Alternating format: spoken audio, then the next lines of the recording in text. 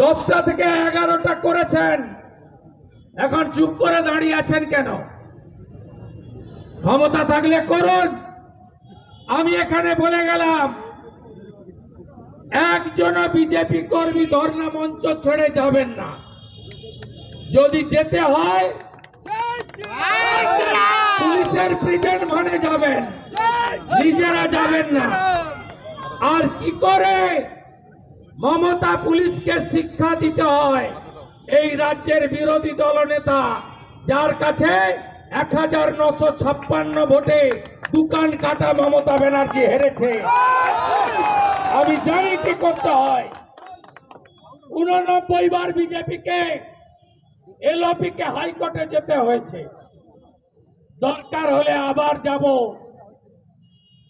আমার কন্যা আমার বোনের সম্মানের জন্য বিজেপি রাজ্য সভাপতি শ্রমিক ভট্টাচার্যের নেতৃত্বে 1 ইঞ্চি জমি ছাড়বে না। প্রথম যখন ঘটনা সামনে এসেছে, যুব নেতা সন্তোষ পারিজাতরা, আমি রাত্রিবেলার গ্রিলে গিয়ে এই রাষ্ট্রবাদী সনাতনী ছেলেরা তারা প্রথম হসপিটালে গিয়ে প্রতিবাদ সংগঠিত করেছে। পিতৃদেব মাতৃদেবী আসার পরে তাদের প্রোটেকশন সুরক্ষা মমতার পুলিশ দেয়নি, বিজেপির যুবকর্মীরা দিয়েছে। আমার কথা নয়, পিতৃদেবের কথা। উনি বলেছেন, আপনাদের যুব বন্ধুরা না থাকলে আমরা যে লড়াইটুকু দিচ্ছি, আমার মেয়েটা যে এখনো বেঁচে আছে, এটা হতো না। আজকে ভারতীয় জনতা পার্টি গত পরশু বিধায়ক দিবাকর ঘরামি, নির্মল ধরা, লক্ষণ ঘোড়াইয়ের নেতৃত্বে ধর্ণা প্রদর্শন করেছে। গতকাল মহিলা মোর্চার সভানেত্রী ফাল্গুনী পাত্রর নেতৃত্বে বিক্ষোভ হয়েছে।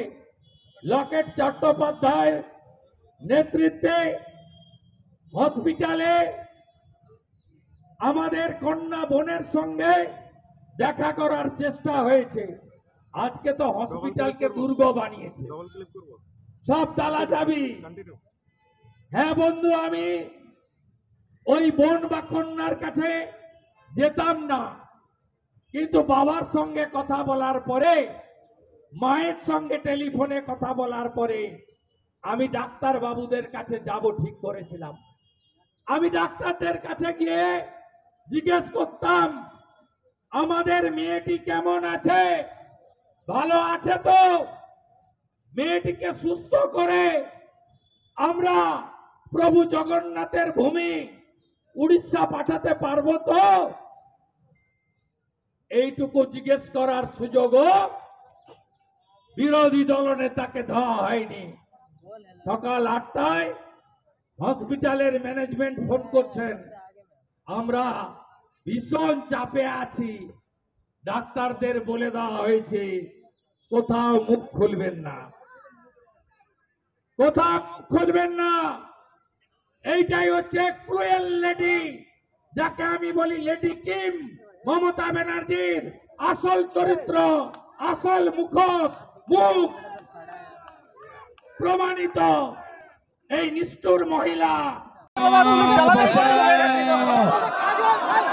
কন্যা বাঁচাও, কন্যা বাঁচাও, কন্যা বাঁচাও, মমতা হটাও, মমতা হটাও, মমতা হটাও।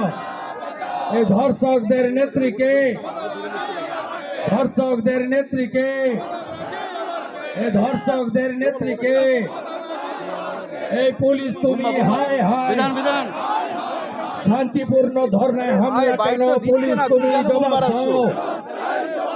শান্তিপূর্ণ ধর্নায় মঞ্চ ভাঙছ কেন? পুলিশ তুমি জবাব দাও।